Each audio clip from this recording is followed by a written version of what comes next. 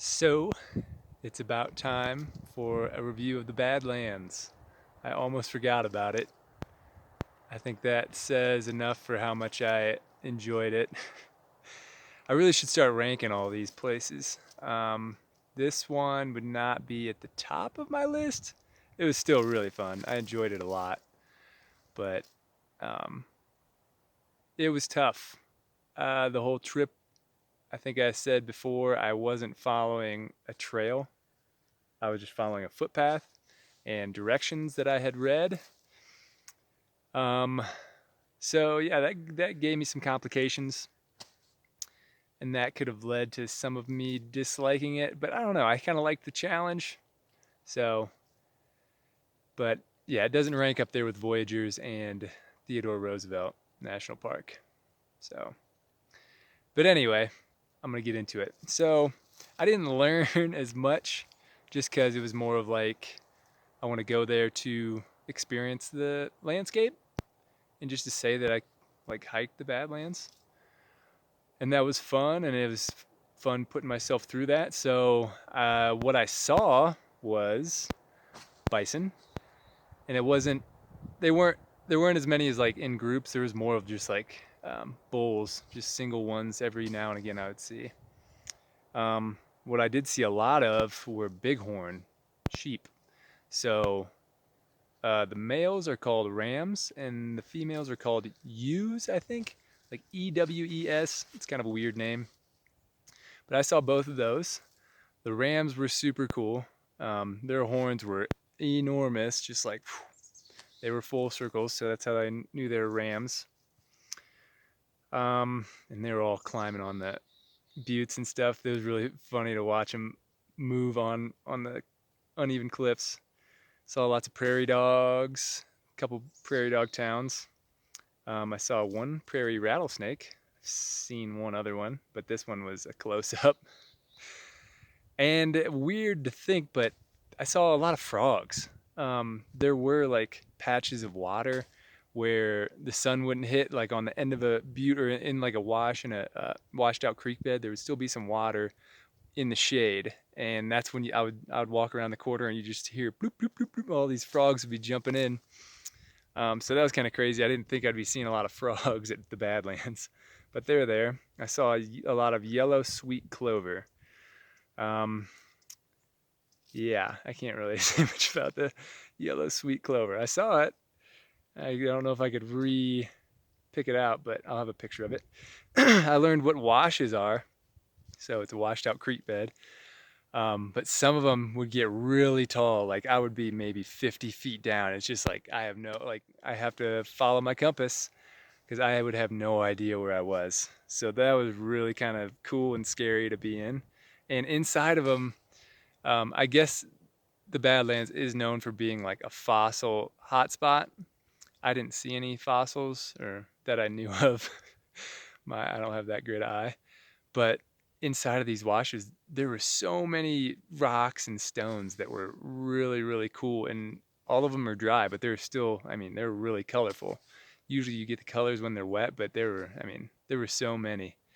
And so that was really cool to see. So anytime I was down in the washes, even though it was kind of like grueling work, like weaving my way to the end point, I kind of kept my head down looking for snakes, but also admiring all the rocks along the way. So this trip was also even more quiet than Isle Royale was, and Isle Royale is like 3 hours away from any landmass. But I saw way more people there. But the Badlands, I saw one person, and he was 5 minutes away from the trailhead when I was coming back at the very end of my trip. So I saw no one the entire time. But because it was so out there, I got to see the stars a lot. So I did learn some constellations. Of course, I know Ursa Major and Ursa Minor, Big Dipper, Little Dipper, but I can spot other ones to the sides of them, a few different ones to the sides of them. I'll have to look at my book to point out exactly what they are. I know one looks like a house. It's not called a house. Another one's supposed to be like a shepherd, but it doesn't look like a shepherd. And then there's like a W, and I think that's like a queen or something. but I can spot those now, so that's kind of cool. And I know that the North Star is at the very tip of the Little Dipper now, so that's useful if I'm traveling at night. That was a trip that went from written out. It was supposed to be 22 miles, and it turned out to be 30 plus miles. So I Google mapped it, and luckily I chose a small amount of mileage because I was able to make up that distance that was lost in whatever that person that had mapped it before had done. So the biggest thing that I did learn was plan, plan, plan, especially for those kind of trips where I'm not following a trail. So I should have probably gotten on Google Earth and really looked at the terrain, seen exactly where I was going, which parts I was heading to, because even in the description, for some reason I thought it was a woman that had written it. The person had written that they got the locations mixed up. So it was really the beginning that was extra hard, and the end was like really tough. But they flip flopped it, so that kind of confused me. But again, that's my fault. I should have planned better. So planning pre-trip, looking at all that stuff, that is critical. And also, I did a much better job of that trip. When I would hit a landmark, I would try and triangulate a little bit with my compass and map, and then I would point to the next spot. And once I would go down in those washes, I would just follow my compass and make sure I was heading that direction. So I did get better at that, and that's just another form of planning, but that's more of like en route planning.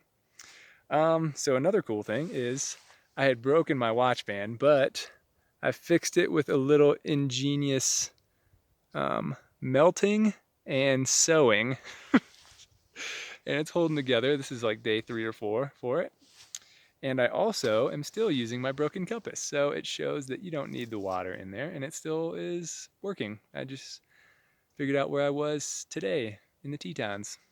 So, but yeah, so that's all the stuff I learned. I learned one thing, a few things, and those are the things I saw in the Badlands. It's dusty, really hard surfaces, but I loved the rocks, and the formations were cool. And once I saw the yellow mounds at the very end, that was really cool to see. But that was more of a driving part. So yeah, that was my review. Um, wouldn't go back anytime soon. I have been loving the mountains, so I would probably prefer to go to a mountain place.